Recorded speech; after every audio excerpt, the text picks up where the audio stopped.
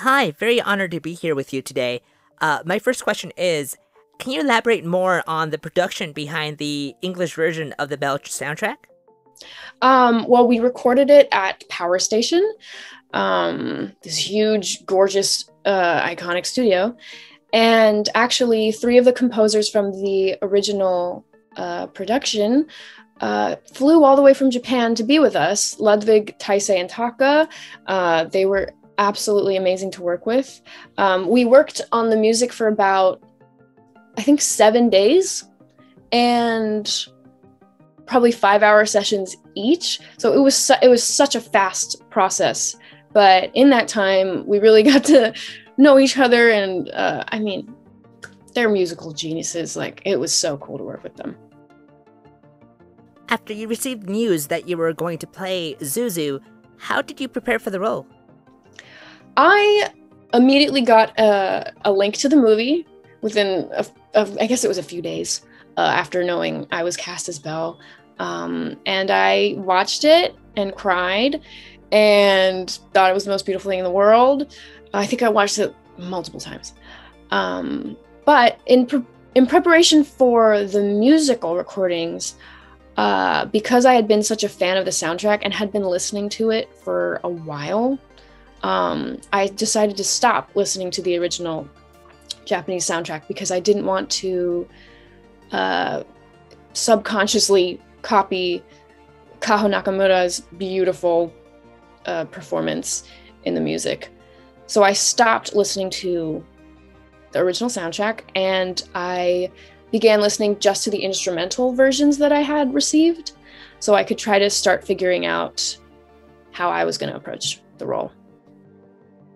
Out of all the songs that you sang throughout the film, which would you say would be your favorite to have perform? Maybe A Million Miles Away.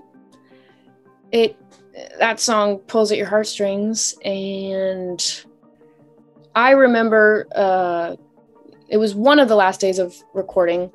I got to sing A Million Miles Away, the version that plays at the end credits, which is actually a different version than plays in the movie.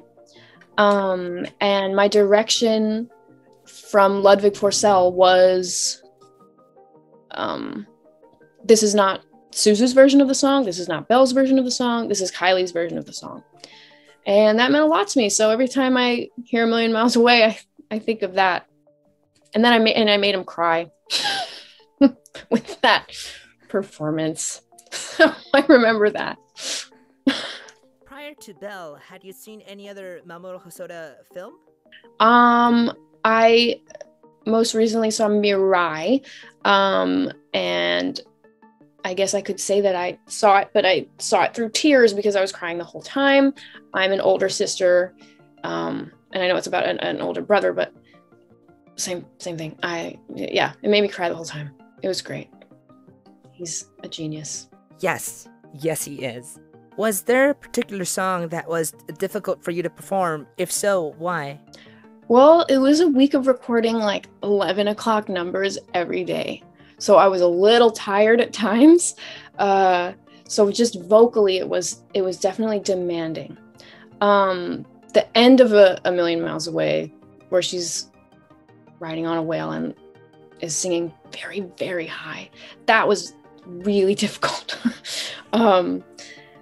Just vocally, but emotionally, Lend Me Your Voice was pretty intense emotionally. I decided to sing that song to someone in my life who I knew needed some reassurance, and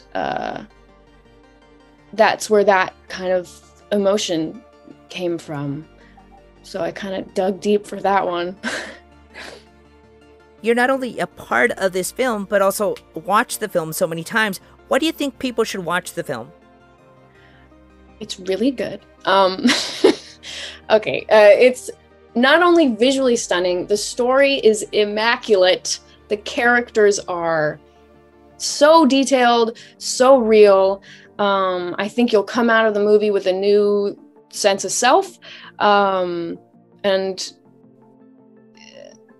I hope that people come out of the movie inspired and want to not only use the internet in a better way, but approach their own life with a better sense of self, perhaps. Yeah. Did you get to work with Paul Castillo or any of the other cast members? The director was getting on a call with Paul Castillo, so I got to meet him very briefly on a Zoom call because he worked remotely for this film. But I didn't get to meet anybody else. I wish I did.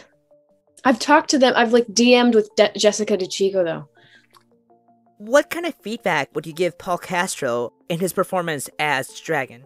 I did actually DM with him and I told him how much I loved his performance because I do. I think he's brilliant in the role. I think he brings so much depth to Kay and so much mystery to the dragon. I think he did a fantastic job. What elements should viewers take home with them after watching the film? I mean, what lessons are here to be learned? Well, I think because of the Beauty and the Beast aspect, there's always the don't judge a book by its cover. Yeah.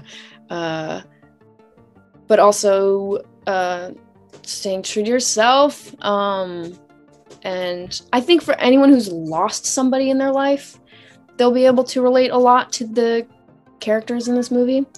And I hope they walk away with a feeling that just because somebody's gone doesn't mean they can't still impact your life and provide a sense of belonging even though they're not there.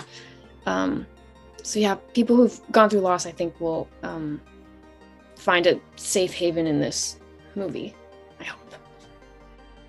This was your first voiceover gig. With that being said, can you elaborate more on your experience behind the scenes?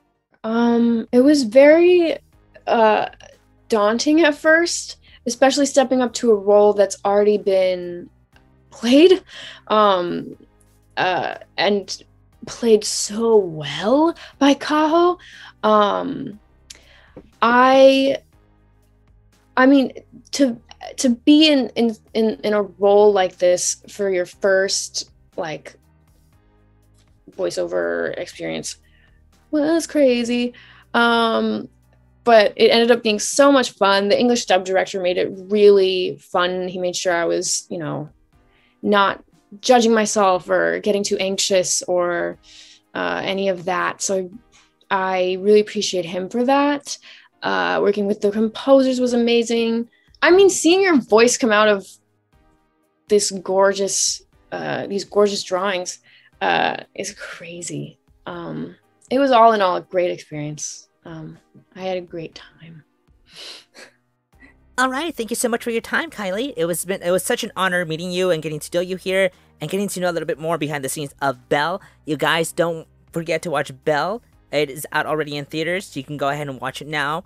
It is an awesome film. And yeah, thank you so much for your time, and I will see you guys next time.